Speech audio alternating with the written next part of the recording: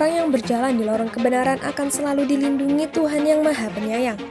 Ini fakta, bukan hanya sekadar retorika kata-kata penghibur duka lara semata. Dan fakta itu yang kini sedang terjadi saat ini. Pelan tapi pasti, Tuhan sedang melawat bangsa ini. Satu persatu musuh Ahok dan Presiden Jokowi ditelanjangi Tuhan yang Maha Adil.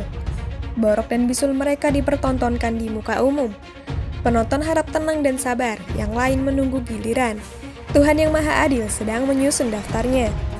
Tinggal menunggu kejutan-kejutan baru. Siapa lagi yang menyusul setelah hari ini Rizik Syihab divonis 4 tahun penjara?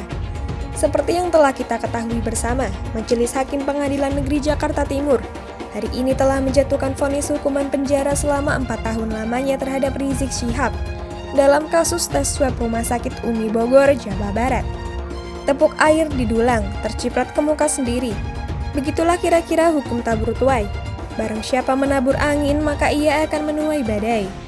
Sebab hukum karma tak pernah ingkar janji. Murka Tuhan menyala-nyala terhadap orang fasik dan munafik. Barang siapa menabur badai, maka ia akan menuai bencana. Tuhan bekerja dengan caranya yang misterius, membuka tabir kemunafikan melalui keangkuhan dan kepongahan imam besar kardun yang sangat pongah ini. Satu persatu kemunafikannya rontok berguguran ditimpa murka Tuhan yang Maha Dahsyat.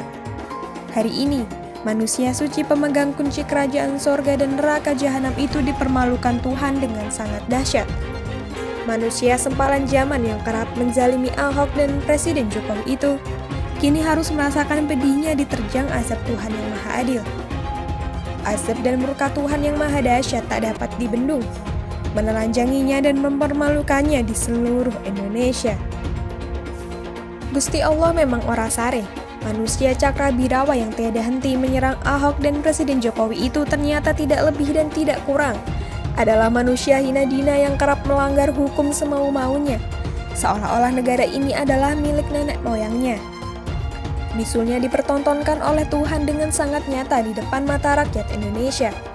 Manusia yang kerap berlindung di balik pembenaran-pembenaran dirinya dan kelompoknya itu, akhirnya harus merasakan gerahnya penjara tanpa AC selama 4 tahun lamanya. Makanya, jika hidup masih kotor dan belum bersih, jangan sok suci teriak sana teriak sini sampai mulut berbusa-busa. Apa yang kau tabur, itu yang akan kau tuai nantinya. Hari ini wajahnya menghiasi seluruh media online mainstream, disiarkan seluruh channel televisi, dicaci maki dan dihujat tanpa ampun oleh seluruh media sosial.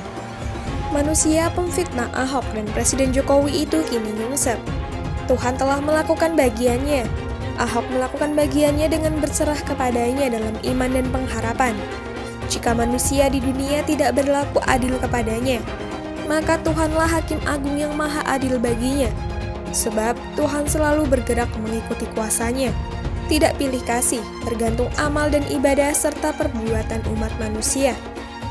Kerusakan yang ditimbulkan bagi negara oleh si penista Ahok dan pembenci Presiden Jokowi ini sudah cukup besar. Tentu saja Tuhan tidak akan tinggal diam dan menunjukkan kuasanya untuk membuktikan siapa yang hidupnya dalam koridor kebenaran dan siapa yang hidupnya kotor penuh nista dan dusta dalam kekelaman jiwanya. Doa orang benar besar kuasanya. Semua yang menzalimi Ahok telah ditimpa murka Tuhan yang menyala-nyala. Tapi tentu saja masih belum impas. Masih ada lusinan kasus Rizik yang belum divonis di pengadilan. Yang menuding Ahok akan kabur, justru dia yang kabur ke Arab Saudi.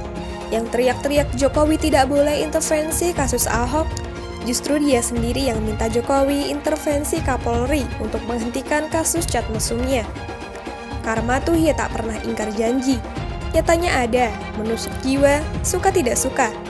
Itulah hakikat fakta kehidupan yang dibalut kebenaran yang hakiki. Seperti air yang mengalir di sungai yang tenang. Kebenaran selalu mencari jalannya sendiri. Pelan, tapi pasti. Hanya waktu yang membuktikannya. Mereka yang bersembunyi di balik gelapnya malam. Kebusukan jiwa mereka akhirnya terungkap ke permukaan diterangi cahaya purnama. Saya doakan semoga Rizik Syihab menjalani hidupnya dan menikmati gerahnya penjara, agar para pendukungnya bangga melihat ketegaran jiwa imam besar mereka yang hebat ini. Doa saya, Semoga Rizik Syihab diberikan kesehatan yang prima, agar tidak teriak-teriak lagi mengeluh kondisi penjara yang pengap dan panas selama 4 tahun lamanya tanpa dipotong remesi. Sudah itu saja. Terima kasih.